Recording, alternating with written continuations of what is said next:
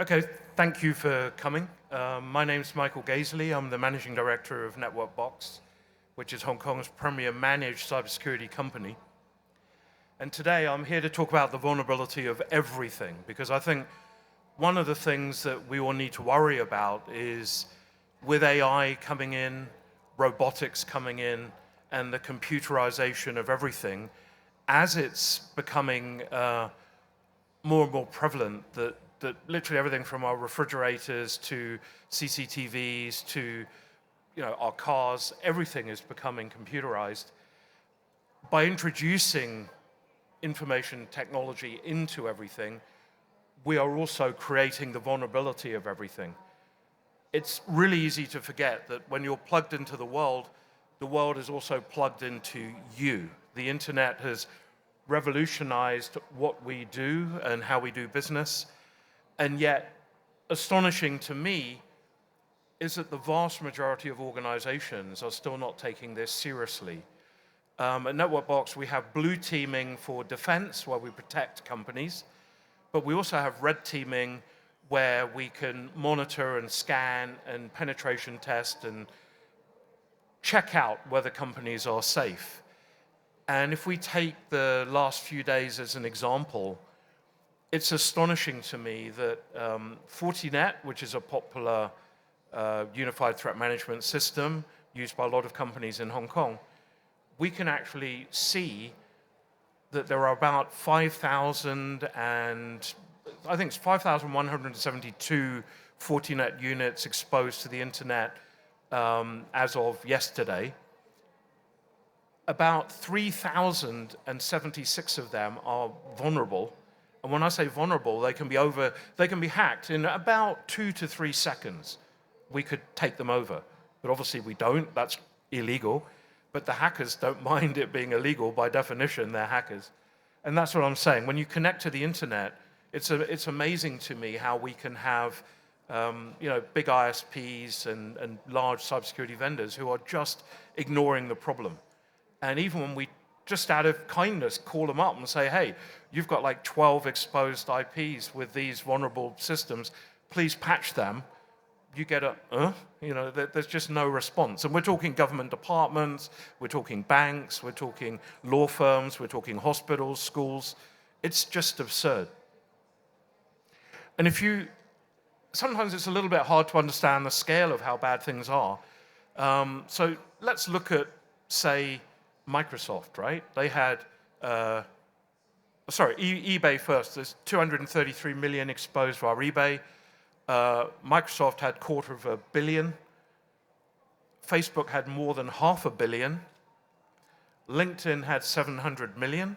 And the one that takes the cake is Yahoo with 3 billion, right? So the scale of the vulnerabilities is just out of this world, and yet it's maybe forgivable that the average person walking around on the street doesn't really think about it much.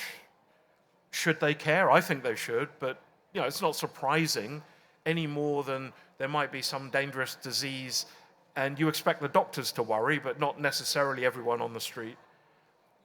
But we've got a situation in Hong Kong that is quite different to the US or Europe, because NetworkBox, my company, is all around the world.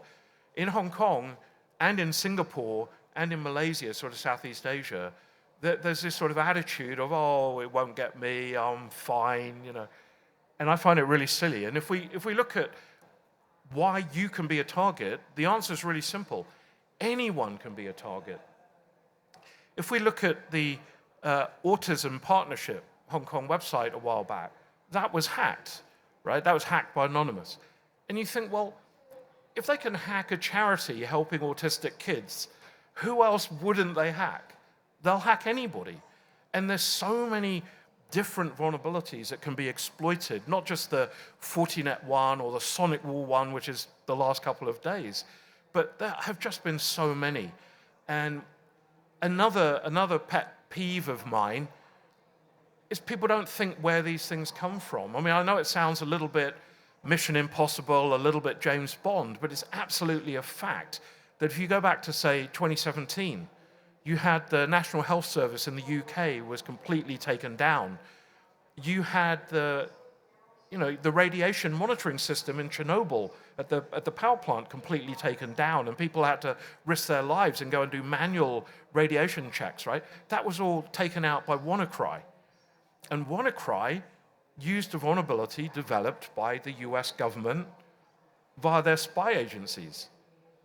And like I say, this sounds like something from a movie, but this is true. You can Google it, you can go to Wikipedia. It was a vulnerability called Eternal Blue. So we're seeing that these vulnerabilities are being leveraged, and they're taking out major websites like the New York Times and Twitter and Visa and CNN. This is not small, trivial stuff. So cybersecurity is really a universal issue now. We can't ignore it. But moving forwards, looking at what I call the vulnerability of everything, right? We're seeing there's about 1 million new devices being hooked up to the internet every 4 hours. And my son works at a fintech company doing artificial intelligence. And I was looking at many of the devices they have now for goggles and sort of for data mining and encryption, and they're just adding more and more every day. And if you want to know the most frightening search engine, it's actually not Google or Yahoo or Bing or any of those. The most frightening is Shodan. You can actually see on Shodan all these devices. And I was speaking with the South China Morning Post a couple of years ago, and you had an insane situation where even the reporter at the South China Morning Post could use a search engine like Shodan and find old people's homes or kindergartens or even people's homes where you can just access the CCTV camera. People are now putting all their money online, so you've got online banking is accelerating. And we've already got about 73% of the world is using a banking app, and yet 90% of them have major security flaws. Eavesdropping. I don't know whether you guys have ever had a creepy feeling where you say something and then suddenly the next search you do or the next time you go on Facebook or Google, magically what you were talking about with your friend pops up on the screen. Well, your mobile phones are listening, right? CCTV systems now.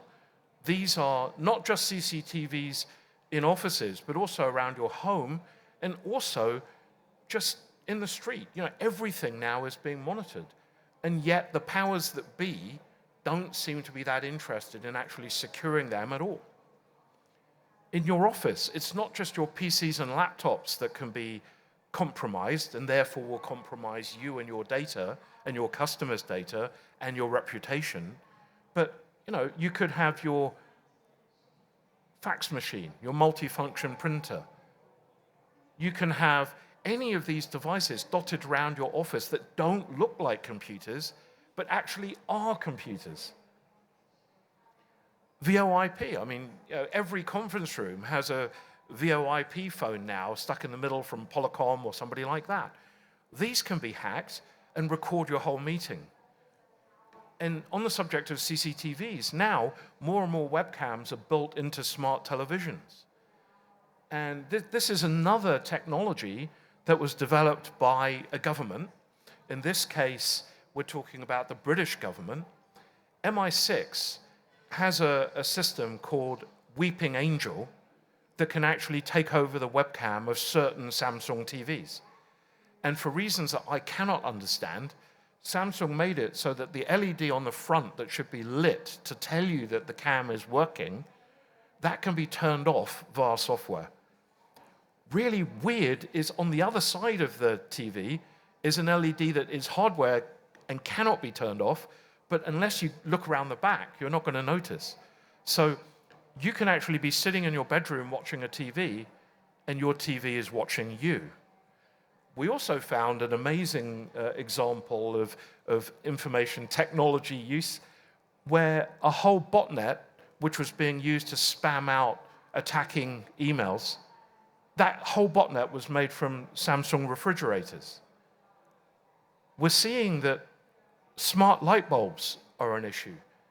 The control system for light bulbs can be taken over and then used to monitor and sniff your network over time. So it just sits there looking at everything that's happening, and then they've got your data. Even more disgusting, we've seen around the world a spate of baby monitors being hacked. And many of the manufacturers of these are from China, and some are even from Hong Kong. So you put a baby monitor in your baby's bedroom, and maybe even to a young child, and we're now having situations where you think that the baby monitor is there so you can see the child, but some pervert is watching your child. And we've had cases happen where some pervert is actually talking to your child through the baby monitor. So your child is just a few years old, and they think that this is an adult that they should be friendly with, that's a secret friend or an invisible friend, and it's actually someone on the baby monitor. For grown-ups, cars, we're now seeing wireless carjacking. And, at one level, it can be that someone wants to hack your car so they can steal it, but on another level, they can actually control your car. The more autonomous driving that's available in your particular model of car, the more a hacker could actually take it over and even drive you over a cliff. But if that doesn't seem crazy enough, let's get into medical devices. I mean, at NetworkBox, we protect hotels, we protect government departments, but we also protect clinics and we protect hospitals. And it's been astonishing to me how more and more medical devices are being made wireless, being made Internet of Things, without any thought to security. So, we're seeing all these different medical devices in hospital that are hooked up to the Wi-Fi or the cabled network, but there's literally no security. And the situation's so bad that Dick Cheney, he turned around and worried that his pacemaker could be hacked and it could kill him. And he actually ended up removing the wireless component from his pacemaker to secure himself. So that's actually where someone might kill you through hacking. So what can we do about it? Well, the top 5 quick bits of advice is, one, if you're going to have these things hooked up, then for goodness sake, use a strong password. I would also use dual factor. So you'd have dual factor and a strong password. Now, one of the things at NetworkBox that we do is monitor the dark web. And it's a real eye-opener that in the world today, there are about 8 billion people. But there's already about 12.5 billion sets of confidential credentials which have been posted on the dark web by hackers. Now, if you take out the third world where people don't even have electricity, then each of us has on average got 2 or 3 accounts that have been hacked and posted on the dark web along with our passwords. And this can be pretty nefarious because they might have everything from our passports, our ID cards, our medical records, our children's names, where they go to school. There's about 200 data points. And thank you for coming to listen to the talk. If any of you contact us through the NetworkBox website and just say you're at the talk, happy to do a completely free dark web scan on your organization, although I have to say the email will need to come from the same domain as the one you want us to test, because I don't want to send a report to someone that doesn't actually work where they say. But anyway, use a strong password, always use dual factor authentication. Second really obvious point, but very few people think about, is restrict the number of web-facing servers and devices. It amazes me because if our red team go and do a penetration test in an organization, one of the first things we see is sometimes 10, 20, 30, 50 devices like projectors and VoIPs and you've got smart TVs, you've got refrigerators and microwaves and printers and all kinds of things. And there's no reason that they're facing the internet and they have a web browser accessible admin site. And even worse, if the admin site for your VoIP phone, A, you didn't think about it, B, it's there, C, it's connected to your network, and then D, it's got an admin or admin 123456 password. You can guarantee that someone's listening to your boardroom if that's happening. Another thing is to keep up with the latest firmware and security patches. I mean, as I just said, Fortinet right now has got a absolutely critical to the stage where you just need 2 or 3 seconds and bang, you're into their system, you've got admin access. They do have a patch for that, but there's 3,076 organizations in Hong Kong as of this morning who have not patched. So the hacker can just do a scan using Shodan, find them all, hack them all, completely automated, right? So keep up with the latest firmware and security patches. In NetworkBox, we actually have a virtual patching system. We do about 25,500 patches a year, of which about, I would say 1,000, maybe 1,200, 1,300 are quite critical.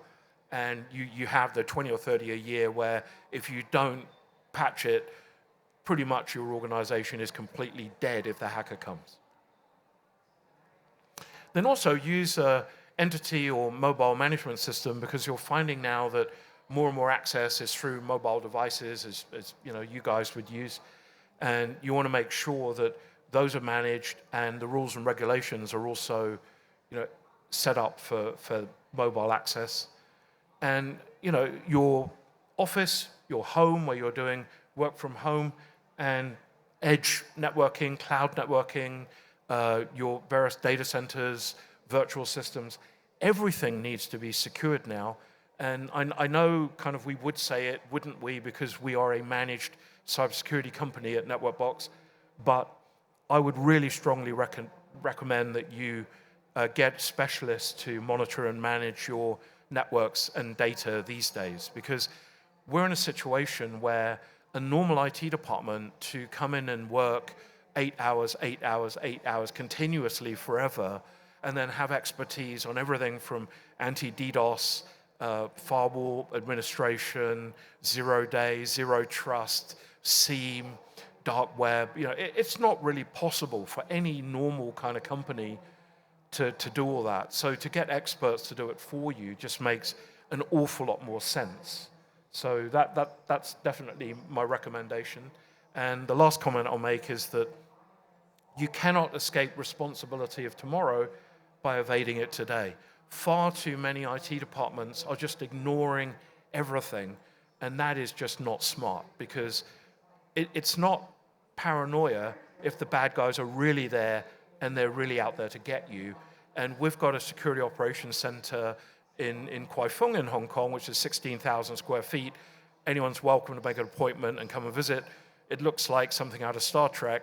And our guys there, they're monitoring Hong Kong every day. And we can just see an enormous amount of threat and an enormous amount of complacency on the side of the IT management. And general management, most of them are not interested, and they don't know and don't care. And the only time they take cybersecurity really seriously is when there's a TV camera pointed at the CEO and he's been hacked. And then it's really serious. But amazing, in my experience, is sometimes even a few days after that, they go back to ignoring all this. So don't ignore it, secure yourselves. So thank you, and you're welcome to contact us anytime. Thanks. Thank you very much, Mr. Glazley, for our presentation. Any questions from the floor? Any questions? If anyone's got questions. Sorry, I was just leaving, because in Hong Kong, very few questions ever. In Europe and America, you find that people have thousands of questions, and you have to kind of almost pull yourself away. But okay, you have a question.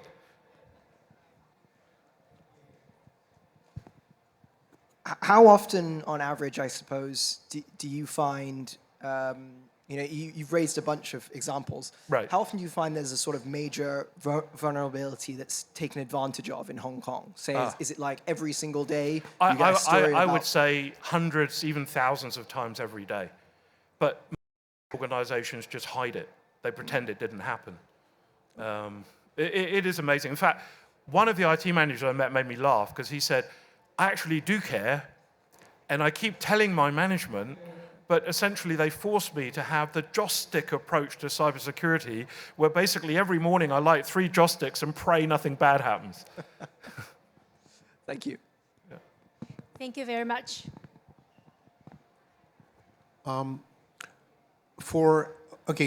you're the expert, but for Hong Kong, for university students or people who prepare to come into your industry, cybersecurity industry, what should they do, or what classes, or they just take computer science, or there's a special classes or skills they should acquire? That's an excellent question, because I think if ever there was a subject where learning how to learn is what's the most important, I think cybersecurity has to be one of those. Because what I knew a year ago versus today, what I knew a month ago versus today, the goalposts keep moving. So I think the most important is to have a really sharp mind and a thirst to research and to understand what's going on.